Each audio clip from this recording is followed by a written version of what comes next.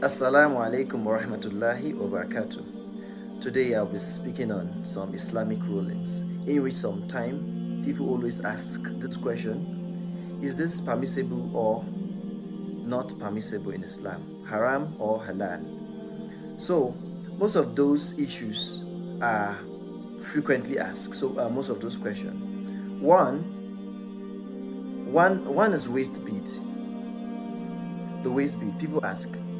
The ladies ask, is the waist bead allowed in Islam? Is it permissible for a woman to wear a waist bead? The answer is, it is allowed. If the purpose is to adorn yourself, to beautify yourself, it is allowed. If your husband likes it, it is allowed. If you wear it and your husband likes it, it's allowed. Even if your husband doesn't like it, if you can, tell him that it is allowed in Islam, if that is what he is thinking. You can allow your husband know that it is permissible. Why am I mentioning husband? Normally, you don't wear waist bead for some other guy to just see, for some guy that is passing by to just see. You wear waist bead to beautify yourself before your marham. Who are your marham? Your mom, your father, your close relative. Your cousins are not your marham. So, if your husband allow, no problem. The only way the waist bead is not permissible is when you are wearing it, either for protection, either you are putting it on so that maybe your husband will love you more, or you're putting it on for any sake, either for you not to dream, have a nightmare or something. That one you are going against Islamic ruling, and it will be considered shirk if you are thinking that waist bead has a protection. So, the next one is relaxer.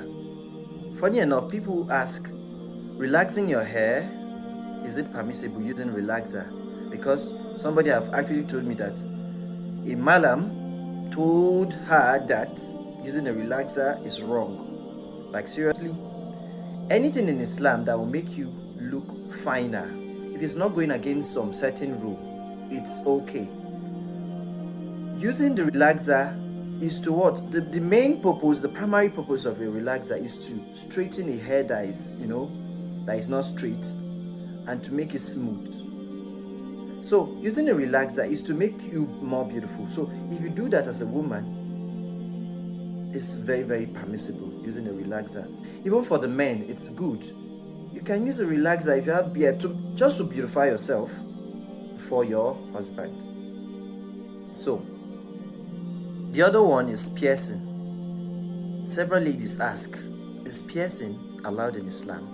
Because they've gotten many reaction from men that sees a woman who pierces as a lady that has lost it or something. You know what I'm talking about. When a lady pierces her body, pierces her nose, it doesn't mean she's, loose or something. It is allowed in Islam. If you as a husband likes it, then no problem. Many men find it very, very attractive when a woman pierces her nose, her ear, and anything. It's okay in Islam to pierce, even with a gold and all. Any precious stone, you can pierce your nose, your ear, and any part of your body that you wish. The only way it's not permissible is piercing a part of your body that would later affect you. That one is haram. The other one is makeup. Ladies also ask this very, very well. Is makeup permissible in Islam? Is it allowed? In this context, you cannot just say it's okay, because makeup itself, for a full makeover, it comprises of different kind of, makeup instrument, or what would I call it? Because there is the lipstick, the lip gloss, the concealer, whatever. There are many, So, let's talk about it. Putting on the foundation, the powder, it's okay. The lipstick is okay, even though some people will like, why are you putting on this lipstick? No, it's very, very okay. If you are putting on the lipstick in front of your husband, it's permissible. In front of your marham, it's permissible. Very, very permissible. But where the problem comes is what? The eyebrow. The eyebrow. Carving the eyebrow depends.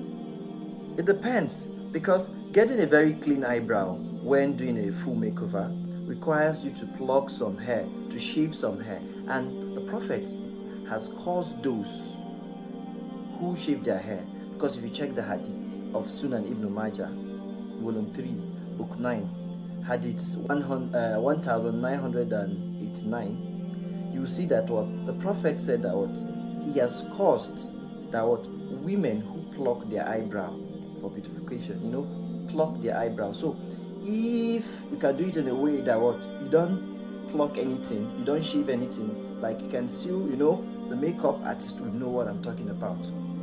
To beautify your husband, well, it's okay. It's actually nice when you look very beautiful for your husband. Very, very nice.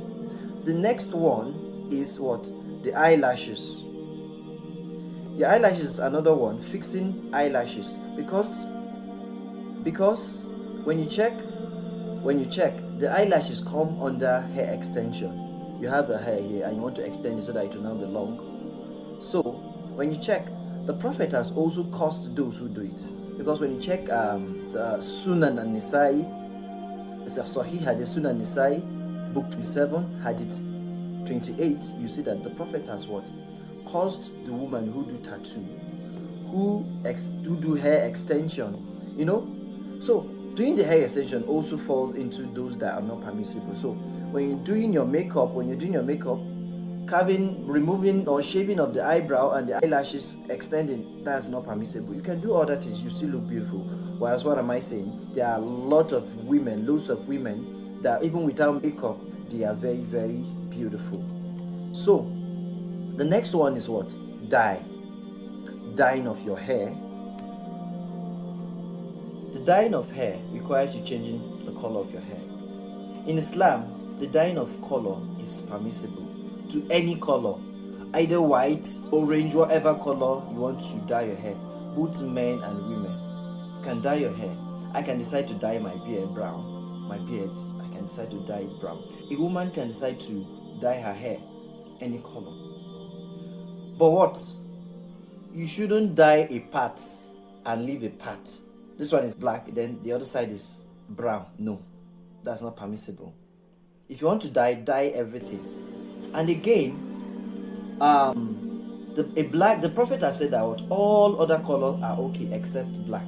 That means when your hair is dark and maybe you are getting some gray hair, you want to dye it black again, it's not permissible. A black dye is not permissible in Islam, both for men and women. It is not permissible. Next one is perfume. Can a lady wear a perfume? We normally hear that it's not good for a woman to put on a perfume, to wear a perfume, spray a perfume or a body spray that when she goes out, people will be, perceiving those good smell. They're like, wow, check out this lady, It is not permissible. But yet, it is permissible in some aspect. Like, if a woman is alone with her husband in the house, at home, she can put on her perfume, she can wear her perfume, she can spray her perfume, so that she would. There are many scholars who have actually, written about this, that it's very, very good. But not going out, with the perfume. When you're with your husband, you spray the perfume, and your husband will actually like the smell and appreciate you more. That's it. The next one is anklet and a bracelet. The bracelet is worn on a wrist, and the anklet is worn on an ankle. They ask, is it permissible? Yes, of course, it is permissible to put on the bracelet and the ankle for a woman, not a man. And most time it has been seen, most men and most old men and women see that a woman who wear an anklet, it's a harlot or something. It's not supposed to be seen that way. It's very, very beautiful. I see it. That I think it's very, very beautiful.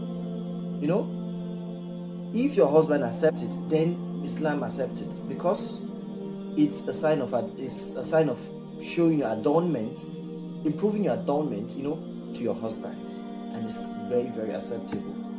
But you don't wear it out where a non-mahram will see you rather than your husband. Next one is henna, the one ladies use during time of maybe when they are getting married, wedding ceremony, they wear it very, very beautiful on the hand. They ask, is it permissible? Because people will say it's not permissible, but there is difference between the henna and the tattoo. A tattoo is permanent. That is why it is not permissible. That's why it has been said a woman who put on tattoo, draw a tattoo, it's a curse. It's not acceptable in Islam. But a henna is very, very okay. But a problem arises where some scholars would say the black is not permissible. But when you check, there's no problem with the black. The black is also permissible. They've derived this very black one from the hair, that every other color is okay and the black is not okay. But that is a hair. Yes, on the hair, we've talked about the hair. When a woman dies or a man dies, his or her hair black, it is not permissible. But we're talking about the skin here. So it is permissible. The only way it's not permissible is where you use a henna with a chemical that it's bad. If it's bad and it's going to affect your skin, then it is haram. But normally it is beautiful, and many men will I actually like it, and many men likes it. So it is permissible.